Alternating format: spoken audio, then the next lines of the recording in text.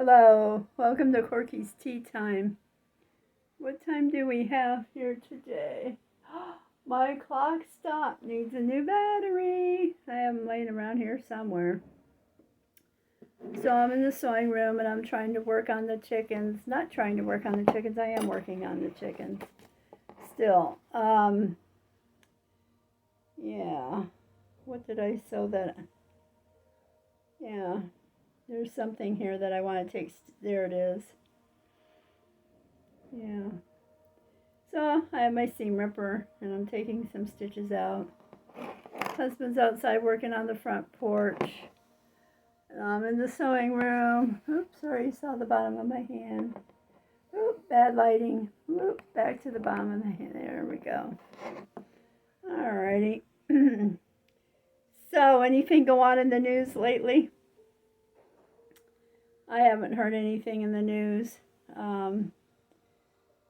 Let's see. Everything's been quiet out here. We have a nice sunny day today.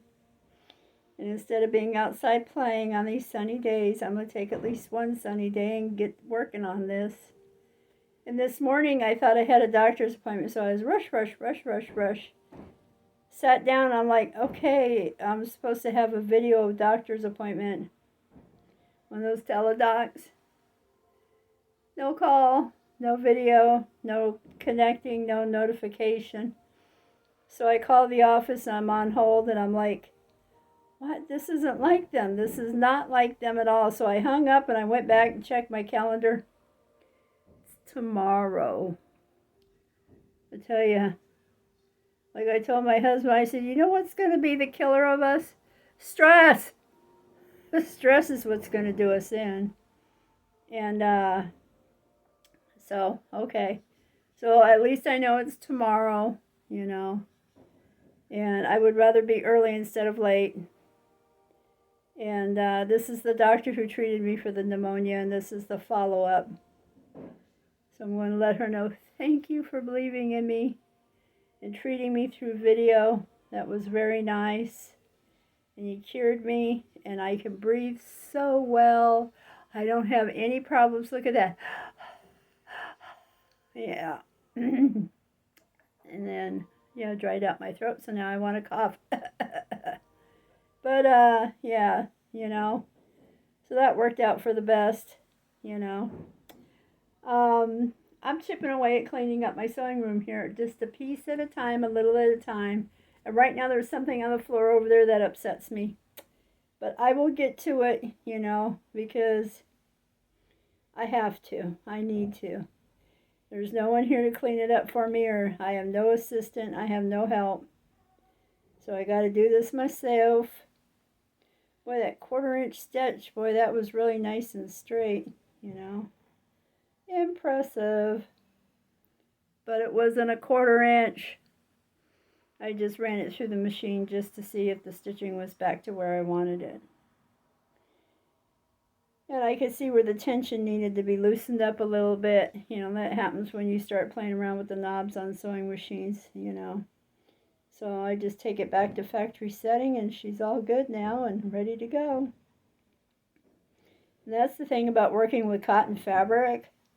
That quilting cotton, it can fray so easily, you know. And let's see, for breakfast this morning I had a cinnamon roll and a cup of coffee. And then I haven't had lunch yet, and I'll probably have an early dinner. We have manwich in the cupboard, and boy, that sure sounds good. Last night we had barbecued chicken and barbecue ribs. You know, some people want chicken, some people want ribs. And let's see, what else is it?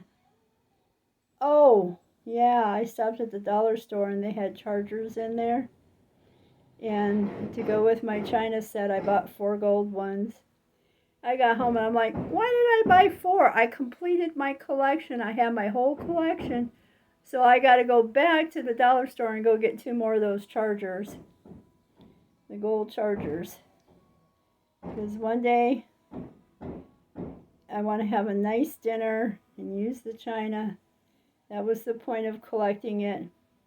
You're not supposed to save your china for a special occasion, because every day is a special occasion, because you just never know.